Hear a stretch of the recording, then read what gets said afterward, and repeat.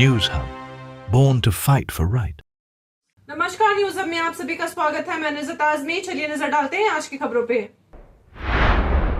महाकुंभ आरंभ हो चुका है। ये महाकुंभ उत्तर प्रदेश की अर्थव्यवस्था की तस्वीर बदल सकता है।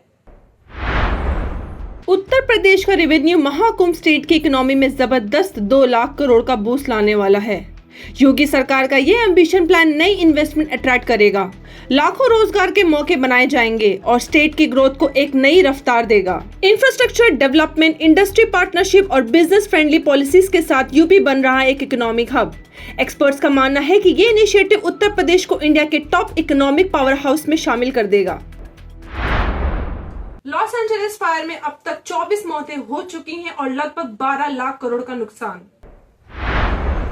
लॉस एंजलिस वाइल्ड फायर जो 7 जनवरी को शुरू हुई थी, उसने अब तक 24 लोगों की जान ले ली है, जिसमें 12,000 से ज्यादा स्ट्रक्चर्स को तबाह कर दिया है और 160 स्क्वायर किलोमीटर एरिया को जलाकर खाक कर दिया है, जो सैन फ्रांसिस्को के एरिया से भी बड़ा है। सेंटा आना की तेज हवाओं ने आग को नरक में बदल दिया है। रेड फ्लैग वार्निंग्स बुधवार तक जारी हैं। पिछले 8 महीनों से बारिश न होने की वजह से आग और भी बेकाबू हो गई है। एक्यूवेदर के एस्टिमेट्स के हिसाब से इस आग का नुकसान 11 से 12 लाख करोड़ तक पहुंच सकता है, जो यूएस की सबसे महंगी डिजास्टर बन सकती है। इस हादसे में 1.5 लाख लोगों को घर छोड़ना पड़ा और 700 लोग रिलीफ शेल्टर्स में हैं। सेवर वाटर और पावर सिस्टम्स भी सिवियरली डैमेज्ड है। अब तक 70,000 लोगों के पास बिजली नहीं है। इस आग ने कई सेलिब्रिटीज के होम्स जैसे बिली क्रिस्टल और मैंडी मोरो के घर के साथ वर्शिप प्लेसेस को भी खत्म कर दिया है। मेयर केरन बैस और फायर फाइटिंग लीडरशिप पर भी क्रिटिसिज्म हो रहा है। फायर फाइटर्स का कहना है कि पानी की कमी और फंडिंग शॉर्टेज ने क्राइसिस को और भी बढ़ा दिया है। क्रिटिक्स चॉइस अवार्ड्स और ऑस्कर के इवेंट्स डिले हो गए हैं और एनएफएल और एनबीए के मैचेस शिफ्ट करने पड़ गए हैं। प्रधानमंत्री नरेंद्र मोदी जी ने आज सोनमार्ग टनल का किया उद्घाटन। अब लद्दाख से ऑल वेदर कनेक्टिविटी होगी पॉसिबल। मिनिस्टर नरेंद्र मोदी ने 6.5 किलोमीटर लंबी जेड मॉड टनल का इनॉग्रेशन आज 13 जनवरी को किया, जिसे अब सोनमार्ग टनल का नाम दिया गया है। ये टनल सोनमार्ग और लद्दाख को साल भर कनेक्ट करेगी और टूरिज्म के साथ मिलिट्री ऑपरेशंस के लिए भी क्रूशल है। श्रीनगर लेह हाईवे पर 8,500 फीट की ऊंचाई पर बनी ये टनल बर्फ के मौसम में भी लद्दाख की कनेक्टिविटी सुनिश्चित करेगा। 2012 में बीआरओ ने इस प्रोजेक्ट की शुरुआत की थी, जो डिलेस के बाद एपीसीओ इंफ्राटेक ने एनएचआईडीसीएल के अंडर कंप्लीट किया। प्रधानमंत्री नरेंद्र मोदी जी ने टनल का इंस्पेक्शन किया, वर्कर्स से मिले और सोनमार्ग में एक रैली को एड्रेस करेंगे। नितिन गडकरी, जम्मू एंड कश्मीर के चीफ मिनिस्टर उमर अब्दुल्ला और एलजी मनोज सिन्हा भी इवेंट में मौजूद थे। ये टनल न सिर्फ टूरिज्म बढ़ाएगी बल्कि लद्दाख को बाकी भारत से मजबूती से जोड़ेगी। दिल्ली के सीएम अरविंद केजरीवाल ने किया है अमित शाह को चैलेंज। देखते हैं क्या है पूरा मामला। दिल्ली के चीफ मिनिस्टर अरविंद केजरीवाल ने union home minister Amit Shah को चैलेंज करते हुए कहा है कि अगर सेंटर दिल्ली के स्लम ड्वेलर्स के लिए परमानेंट हाउसेस देने की गारंटी दे तो वो आने वाले दिल्ली इलेक्शंस में कंटेस्ट नहीं करेंगे।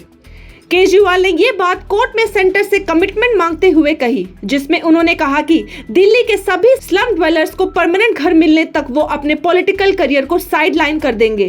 केजरीवाल का यह मूव एक बोल्ड चैलेंज है, जो सेंटर को हाउसिंग पॉलिसीज पर एक इम्पोर्टेंट सवाल उठाता है। टॉरस फ्रॉड केस में 3 आरोपियों की कस्टडी शनिवार तक एक्सटेंड कर दी है। पुलिस ने मनी ट्रेल की तलाशी शुरू कर दी है। टॉरस इन्वेस्टमेंट फ्रॉड केस के 3 आरोपियों की पुलिस कस्टडी को 18 जनवरी तक बढ़ा दिया गया है। इकोनॉमिक अफेयर्स विंग ईओडब्ल्यू अब उनके मोबाइल फोन्स और वेबसाइट्स का इन्वेस्टिगेशन कर रही है, ताकि पूरी स्कैम की कहानी और मनी ट्रेल का पता लगाया जा सके। टॉरस ज्वेलरी ब्रांड के ऊपर 1,25,000 इन्वेस्टर्स से 1,000 करोड़ लूटने का इल्जाम है। ये कंपनी महाराष्ट्र के 6 शोरूम्स में अपनी सर्विस चलाती थी। सतोवा, सर्वेश अशोक सुर्वे और वेलेंटीना गणेश कुमार को पुलिस ने अरेस्ट किया है। पुलिस ने शुक्रवार को 6 लोकेशंस पर रेड्स की और 5 करोड़ कैश सीज किया। पुलिस का कहना है कि अब तक 11 सस्पेक्ट के साथ यूक्रेनियन नेशनल्स को आइडेंटिफाई किया गया है, जो भाग गए हैं। ये इन्वेस्टिगेशन अब तक के सबसे बड़े इन्वेस्टमेंट फ्रॉड्स में से एक बन चुकी है। थाने में भिवंडी के वेयरहाउस की ट्रैफिक को खत्म करने के लिए 10 अंडरपास बनेंगे। थाने के वाड़पे मांझीवाड़ा एक्सपेंशन प्रोजेक्ट में लगभग 24 किलोमीटर हाईवे को 8 लेन बनाया जा रहा है, जिसमें 10 वेहिकुलर अंडरपास भी बनाए गए। ये अंडरपास भिवंडी के वेयर हाउस से आने वाले हेवी ट्रैफिक को मैनेज करेगा, जिससे डेली ट्रैफिक जैम्स कम होंगे। इस प्रोजेक्ट में 10 अंडरपास, 3 मेजर ब्रिजेस और 1 फ्लाईओवर बनाया जा रहा है। ये प्रोजेक्ट मई तक कंप्लीट हो जाएगा और ट्रैफिक कंजेशन को काफी रिड्यूस करेगा। इस एक्सपेंशन के साथ 701 किलोमीटर समृद्धि महामार्ग की फाइनल स्ट्रेंथ भी रेडी हो रही है, जो मुंबई नागपुर ट्रैवल टाइम को ड्रास्टिकली रिड्यूस करेगी। ये प्रोजेक्ट थाने के इकोनॉमिक ग्रोथ को बूस्ट करेगा और कम्यूटर्स के लिए ट्रैवल को स्मूथ बनाएगा। इस साल महाराष्ट्र के बोर्ड एग्जाम्स 10 से 15 दिन पहले शुरू होंगे, बोर्ड चीफ शरद गोसावी ने कहा। स्टेट बोर्ड एग्जाम्स के लिए HSC और SSC एग्जाम इस साल 10 से 15 दिन पहले शुरू होंगे, जिससे एंट्रेंस एग्जाम के लिए स्टूडेंट्स को ज्यादा टाइम मिलेगा और टाइमली रिजल्ट्स मिलेंगे। बोर्ड चीफ शरद गोसावी ने बताया कि यह डिसीजन एंट्रेंस एग्जाम के एकेडमिक ईयर की स्मूथ शुरुआत के लिए लिया गया है। पेपर लीक और मैल प्रैक्टिसेस रोकने के लिए स्ट्रिक्ट रेगुलेशंस भी लगाए जा रहे हैं। मुंबई नासिक हाईवे पे हुई लगभग 1.5 करोड़ के गहने और 2 लाख नकद कैश की चोरी। महाराष्ट्र के थाने डिस्ट्रिक्ट मुंबई नासिक हाईवे पर एक बड़ा चोरी का हादसा सामने आया है। चोर ने बस में यात्री का बैग चुरा लिया, जिसमें लगभग 1 करोड़ 68 लाख रुपए के गहने थे और 2 लाख रुपए कैश थे। ये घटना शनिवार रात को 1:30 बजे उम्बरमाली गांव के पास हुई। पुलिस के हिसाब से भयंदर ईस्ट के ज्वेलर किरण कुमार पुरोहित अपने बिजनेस ट्रिप से लौट रहे थे और अहियाल नगर से कैश और गोल्ड ज्वेलरी लेकर आ रहे थे। जब वो पानी खरीदने के लिए अपनी सीट पर बैग रखकर बस से उतर गए, तभी 4 अनजाने चोरों ने उनका बैग चुरा लिया। चोरी के बाद आरोपी एक कार में बैठकर मुंबई की तरफ भाग गए। बस ड्राइवर ने उनका पीछा करने की कोशिश की, लेकिन चोर की कार काफी तेज भाग गई और उन्हें पकड़ना बहुत मुश्किल हो गया। पुलिस अब CCTV फुटेज और दूसरे टेक्निकल टूल का यूज कर चोरों को पकड़ने की कोशिश कर रही है। नासिक हाईवे पे एक टेम्पो ने दूसरे ट्रक को मारी टक्कर, जिसमें 6 लोगों की मौत हो चुकी है और 2 क्रिटिकल कंडीशन में है। नासिक के द्वारका सर्कल फ्लाईओवर पर टेम्पो और ट्रक की टकरार में 6 लोग मर गए और 4 जख्मी हो गए, जिसमें से 2 की हालत क्रिटिकल है। पुलिस के मुताबिक टेम्पो ड्राइवर ने स्पीड पर कंट्रोल खो दिया और ट्रक के आयरन रोड से टकरा गया। ट्रक में रॉड्स बाहर निकल गए थे और कोई वार्निंग सिग्नल नहीं था। एक्सीडेंट ने मुंबई नासिक हाईवे पर 45 मिनट तक ट्रैफिक जाम भी किया। नवी मुंबई के पाम बीच पे एक स्कोडा ने ली 2 जवान लड़कियों की जान। मुंबई के पाम बीच रोड पर रविवार सुबह एक तेज से स्कोडा ने आकर स्कूटर को टक्कर मार दी, जिसमें 2 लड़कियों की जान चली गई। मरने वाली लड़कियों का नाम श्रुतिका खोके जो 22 वर्षीय थी और अंजलि पांडे जो 19 वर्षीय थी। दोनों BPO में काम करती थी। दोनों अपनी नाइट शिफ्ट के बाद जब घर आ रही थी तब यह हादसा हुआ। कार ड्राइवर एक्सीडेंट के बाद भाग गया है और पुलिस अब CCTV के जरिए उसकी तलाशी कर रही है।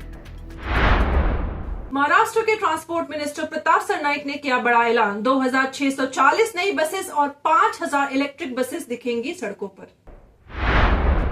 मुंबई और थाने के लोगों के लिए ट्रांसपोर्ट मिनिस्टर प्रताप सरनाइक ने कुछ बड़ी अनाउंसमेंट्स की है। थाने में नेशनल रोड सेफ्टी मंथ और नए इलेक्ट्रिक बस के इनॉग्रेशन के दौरान उन्होंने कहा कि स्टेट में सफर को और ज्यादा सेफ और कन्वीनियंट बनाया जाएगा। स्टेट ट्रांसपोर्ट कॉर्पोरेशन में 2640 नई लाल परी बसेस जोड़ी जाएंगी। इससे यात्रा ज्यादा तेज से होगी और वेटिंग टाइम कम हो जाएगा। प्रताप सरनाइक ने यह भी कहा कि बसेस जल्द ही महाराष्ट्र की सड़कों पर चलती नजर आएंगी। उन्होंने ये भी बताया कि स्टेट ट्रांसपोर्ट की फ्लीट में 5000 इलेक्ट्रिक बसेस लेजर पर ली जाएंगी। इससे लोगों को सफर और आसान होगा। 2500 नए बसेस का प्रपोजल गवर्नमेंट को भेजा गया है, जो अगले साल के एंड तक शामिल हो जाएगा। इस मौके पर 17 नई बसेस सर्विसेज का इनॉग्रेशन किया जाएगा, जिसमें थाने में 40 और मीरा भयंदर में 10 बसेस शामिल की। बाकी बसेस जनवरी-फरवरी तक आ जाएंगी। लिमिट और रोड सेफ्टी के बारे में उन्होंने कहा कि बसेस की स्पीड लिमिट 80 किलोमीटर प्रतिशत से ज्यादा नहीं होनी चाहिए और रोड सेफ्टी के रूल्स के स्ट्रिक्ट फॉलो करना पड़ेगा। उन्होंने ये भी कहा कि ड्राइवर्स और कंडक्टर्स की कंफर्ट भी इंपॉर्टेंट है। रोड ट्रांसपोर्ट कॉर्पोरेशन के एम्प्लॉयज और उनके परिवारों के लिए हर डिस्ट्रिक्ट में 25 और मुंबई में 100 बेड्स का कैशलेस हॉस्पिटल खोला जाएगा। ये सब मेजर्स स्टेट ट्रांसपोर्ट को एक नए लेवल पर लेकर जाएगा और सिटीजन को फास्ट, सेफ और कंफर्टेबल ट्रैवल का एक्सपीरियंस मिलेगा। बायकला के पुलिस ने पालघर से नकली नोट चलाने वाले रैकेट को पकड़ा, जिसमें 4 लोग हुए अरेस्ट। बायकला पुलिस ने पालघर डिस्ट्रिक्ट के निहालपाड़ा में एक नकली नोट फैक्ट्री को ट्रैक किया है। ये इलीगल फैक्ट्री एक रिमोट फील्ड में 3 शेड स्ट्रक्चर में चल रही थी और पिछले 7 महीनों से चलाई जा रही थी। पुलिस ने 4 लोगों को अरेस्ट कर लिया है, जिसमें उमर अलियास आसिफ बबाले, यसीन उनुस शेख, भीम बदेला और नीरज मिन खड़े आते हैं, जबकि मास्टरमाइंड अभी भी फरार है। इनिशियल इन्वेस्टिगेशन के मुताबिक ये गैंग काउंटरफील्ड नोट्स को मोटरसाइकिल के जरिए मुंबई में डिस्ट्रीब्यूट कर रही थी, खासकर इलेक्शन पीरियड के दौरान। भाईखला में फेक करेंसी सर्कुलेशन करने की कोशिश की जा रही थी, जिसके बाद सीनियर इंस्पेक्टर चिमाजी आढव की टीम ने ट्रैप लगाकर उमर को पकड़ा। उसके बाद यासीन, भीम और नीरज की अरेस्ट भी निहालपाड़ा में हुई। मास्टरमाइंड जो रिसेंटली बेल पर रिलीज हुआ था, उसने नीरज के साथ मिलकर ये फैक्ट्री चलाई थी। टीन शेड में स्पेशल मशीन्स का इस्तेमाल करके फेक नोट्स की क्वालिटी वेरीफाई की जा रही थी। पुलिस ने पेन ड्राइव भी रिकवर किया है, जिसमें इंपॉर्टेंट डाटा मिला है और इन्वेस्टिगेशन कंटिन्यू है ताकि मास्टरमाइंड को पकड़ा जा सके, पूरे नकली नोट का रैकेट पता चल सके। पाकिस्तान को लगा जैकपॉट, $600 बिलियन के गोल्ड रिजर्व बरामद हुए इंदस नदी से। पाकिस्तान ने अभी अपने देश के लिए एक बड़ा जैकपॉट जीता है। इंडस रिवर के किनारे 6000 मिलियन रुपीस के गोल्ड रिजर्व का पता चला है, जो देश के लिए एक बड़ी खुशखबरी है। ये खोज पाकिस्तान के इकोनॉमी के लिए एक टर्निंग पॉइंट हो सकती है, खास तौर पे जब देश फाइनेंशियल क्राइसिस से गुजर रहा है। आज के लिए बस इतना ही, फिर मिलेंगे नए समाचार के साथ। देखते रहे न्यूज हब। मैं नुज़रत आज़मी, धन्यवाद। News Hub. Born to fight for right.